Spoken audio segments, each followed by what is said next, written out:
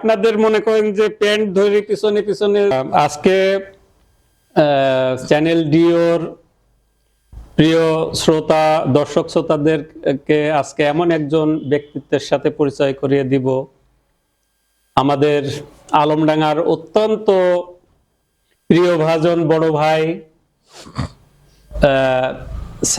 জনাব সাদ আহমেদ ভাই, যিনি বহুমুখী প্রতিভার অধিকারী ছিলেন।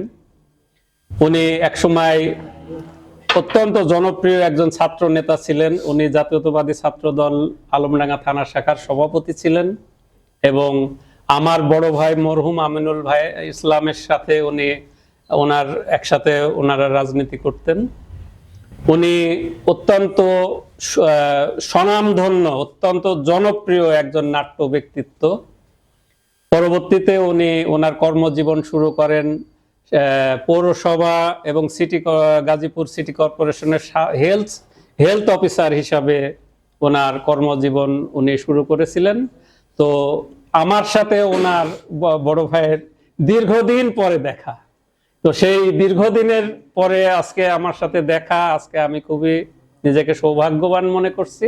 তো বড় ভাইয়ের সম্পর্কে আজকে আমরা আপনাদেরকে কিছু ওনার স্মৃতি এবং বর্তমান আমাদের রাজনৈতিক পরিস্থিতি, ফ্যাসিবাদের উৎখাতের পর দেশের বর্তমান গণতান্ত্রিক ধারার রাজনীতি এবং বর্তমান সামাজিক পরিস্থিতির উপরে ওনার কাছে আমি কিছু স্মৃতিচারণ শুনবো। বলেন। আসসালামু আলাইকুম সাদ ভাই, কেমন আছেন? ওয়ালাইকুম আসসালাম। আপনার স্মৃতিচারণ মূলক কিছু শুনতে চাই, বলেন প্লিজ। দর্শক চ্যানেল ডি ওর দর্শক শ্রোতাদের উদ্দেশ্যে। ধন্যবাদ টিপু। স্মৃতিচারণের আগে আমি আসলে প্রিয় মুখ বা প্রিয়জন যাই হোক না কেন, আমি আজকে অত্যন্ত আবেগ আপ্লুত যে দীর্ঘ বছর পর তোকে পেলাম। জি, ঠিক আছে, সত্য, এটা একেবারে এটা একদম হৃদয় থেকে আসা, যে 30 বছরের বেশি ছাড়া কম না। সেইটাই এখন অনেক ভালো লাগার একটা ব্যাপার। আর সবচেয়ে বড় জিনিস সেটি হচ্ছে যে মানে একটা পর্যায়ে মানুষ অনেক বড় জায়গায় যায়, যাওয়ার পরেও মানে পূর্বের যে স্মৃতি সেগুলোকে যে মানুষ হৃদয়ে ধারণ করতে পারে, এটা তোর ভিতর আছে আর কি। এই জন্য আমি মানে শুভেচ্ছা কৃতজ্ঞতাই জানাচ্ছি যে আলহামদুলিল্লাহ, তুই যে বড় ভাই হিসাবে আমাকে যেভাবে তোর সেই পুরাতন জায়গা, সেই আবেগ তোর ভিতরে আমি দেখলাম, এটাই বড় পাওয়া। এবং এটা তো হয় কি যে ব্যক্তি টিপু সবার কাছে একটা প্রিয় যে মুখ ছিলে তুই, ঠিক আছে। আমাকে বলতেছিস তুই তো কম ছিলি না আলমডাঙ্গা, ঠিক আছে, তোদের অবদান তো কম নাই আলমডাঙ্গাতে। আমাদের পরে তো তোরা আসলে আলমডাঙ্গাতে যা করার তোরা তো অনেক কিছু করছিস। তো আমার সবচেয়ে বড় জিনিস, আমার আজকে অনেক ভালো লাগার একটা বিষয়। আর আমরা আসলে সাক্ষাৎকার দেওয়া বা করার মতন এমন বড় কিছু নয়, আমরা ব্যক্তিত্ব এমন কিছু না আমাদের, কিন্তু এই বিষয়টা হচ্ছে যে আমাদের যে দুই ভাই একসাথে মিলতে পারছে, এই স্মৃতিচারণটাই, এটাই সবচেয়ে বড় জিনিস, বড় পাওয়া, অনেক বড় পাওয়া। তোর মনে আছে হয়তো যে আমরা সেই সময় এরশাদ হটাও আন্দোলনের সময় প্রায়শই তোদের বাড়িতে যা খিচুড়ি খেতাম। জি, তখন একটা ব্যাপার ছিল, কিন্তু কালিদাসপুর কিন্তু তখন আমাদের এটার সাথে ছিল না, আলমডাঙ্গার মধ্যে ছিল না, মিরপুর থানার মধ্যে। যার ফলে হয়তো কি, যখন পুলিশ আমাদের তাড়া করতো, আমরা ফটকে ক্যানালের ওই পাশে চলে যেতাম, পুলিশ এই পাশে, আমরা ওই পাশে, ঠিক আছে। তোদের বাড়িতে খেতাম, শাহিনদের বাড়িতে খেতাম, বড় মিজানদের বাড়িতে খেতাম। আমরা তখন পলাতক মানে আসামে কি পলাতক ছাত্র নেতা যারা ছিলাম, এই বিষয়গুলো তো আসলে ভোলার মতন না, ঠিক আছে। আর স্মৃতিচারণ কি, স্মৃতিচারণ তো শেষ নেই। তোর কিছু স্মৃতিচারণ আগে শুনি, তারপর তোর কিছু সেই সময়কার স্মৃতি থাকলে বল, সেগুলো বলে যে তুই কি করছিস। আমার স্মৃতিচারণ বলতে যেটা আমার মনে পড়ে, যে আমি তখন এসএসসি পাশ করি নাই, আমি তখন স্কুলের ছাত্র। তো আমি তো রাজনীতি শুরু করছি সেই 1984-85 সালের দিককার। তখন আমি হাই স্কুলে, তখন হয়তো 7-8-এ পড়ি।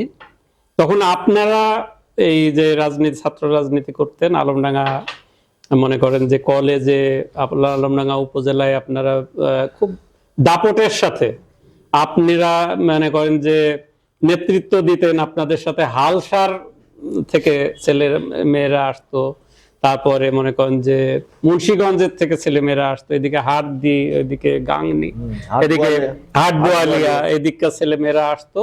তো আপনারা ছিলেন মূলত এখানকার নেতা, ছাত্র নেতা, এবং খুবই জনপ্রিয় আমার যতটুকু মনে পড়ে। আর আপনার সবচাইতে আমার যেটা মনে পড়ে, আপনি অলওয়েজ ছিলেন হচ্ছে হিউমারাস, আপনি খুব হাসি খুশি।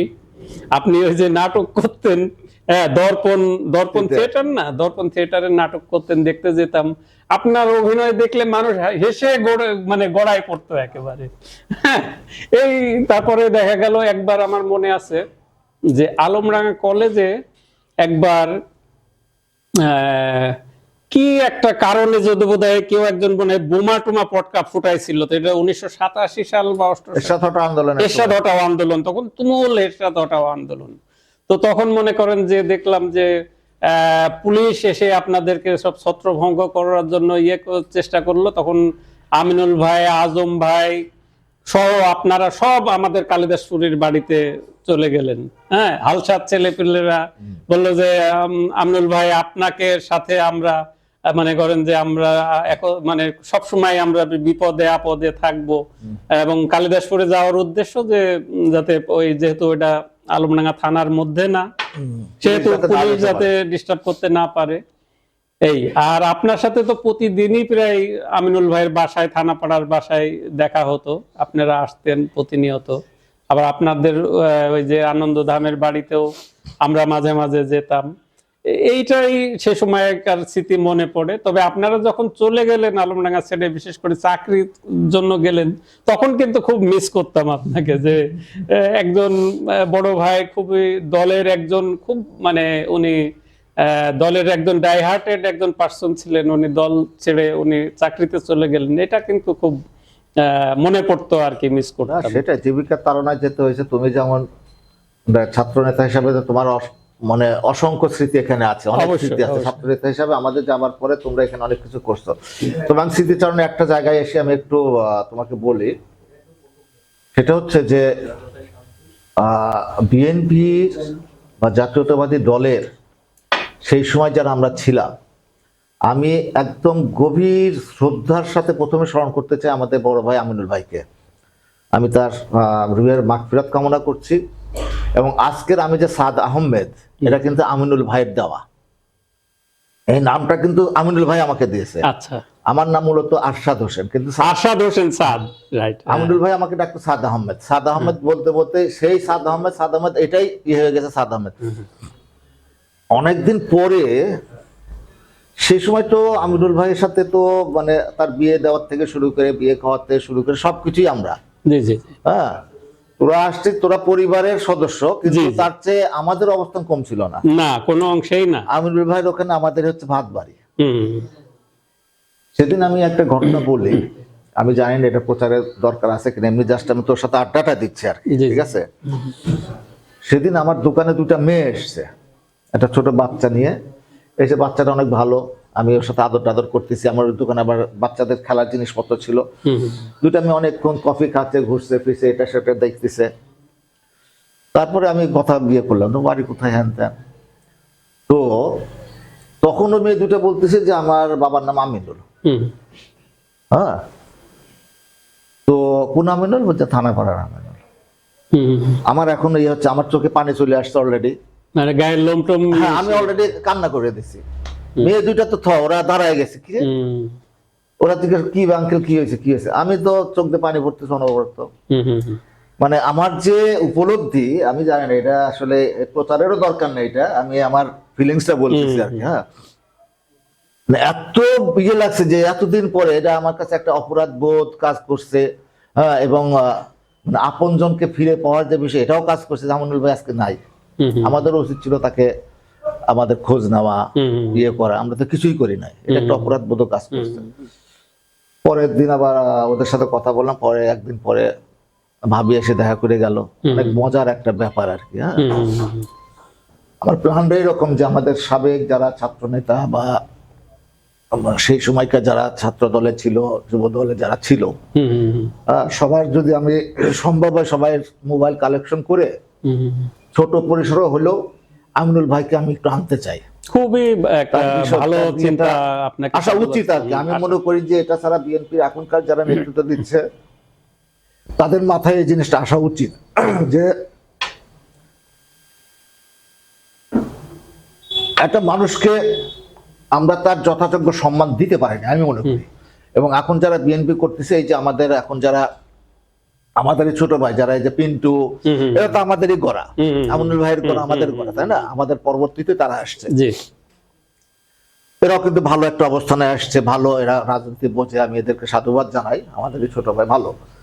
কিন্তু আমি ওদেরকেও বলবো যে তোদেরও মাথায় এই জিনিসটা রাখতে হবে যে না, আমিনুলকে আনতে হবে, তাকে হারায় গেলে হারায় যেতে দেওয়া যাবে না। কারণ অনেক দিন তার সাথে আমরা অন্যায় করছি, আমি মনে করি দীর্ঘ বছর অন্যায় করা হয়েছে। অন্যায়ের পিছনে কারণ ছিল যে মানে যে স্বৈর শাসনের বা তোমার যে শেখ হাসিনার যে বিষয়গুলো ছিল 17-18 বছর তো এই দিকে কেটে গেছে। এই সময় তো অনেক কিছু করা সম্ভব হয় নাই। কিন্তু এটা তোর কাছে আমার অনুরোধ থাকলো যে আমরা সবাই মিলে আমিনুল ভাইকে একটু অন্তত তার প্রতি আমাদের যে কৃতজ্ঞতা বোধ, এটা আনা উচিত একটা কিছুর মাধ্যমে। আমাদের আত্মতৃপ্তির জন্য আমার মনে হয়, এবং দলীয় ভাবে করা উচিত।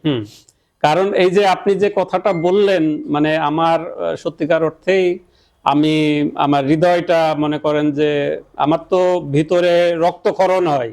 আমি তো তার ভাই। এখন আমি মুখ দিয়ে একটা কথা বলা আর আপনি যে কথাটা বললেন, এটার ভিতরে অনেক পার্থক্য আছে। হ্যাঁ, আপনারা সরাসরি তার সাথে দল করছেন। আজকে আলমডাঙ্গার যে বিএনপি, এই বিএনপিটা যে ভিতটা কিন্তু তৈরি করে গেছে আমিনুল ভাই, আপনি, আমিনুল ভাই, সাইফুল ভাই, আজম ভাই ছিল, কবির ভাই, আজম ভাই ছিল, হ্যাঁ, এরকম আমাদের কালিদাসপুরের শাহিন, মিজান ভাই কালিদাসপুরের, তারপরে যে টুটুল ভাই গোবিন্দপুরের, আমান ভাই। হ্যাঁ, আপনারা কিন্তু হচ্ছে এই যে আমিনুল ভাইয়ের নেতৃত্বে সেই সময় উনি নেতৃত্ব দিয়ে যে জীবনের ঝুঁকি নিয়ে, মানে সেই সময় তো কেউ ছিল না। মিয়া মনসুর সে তো দলের কোনো খবর রাখতো না।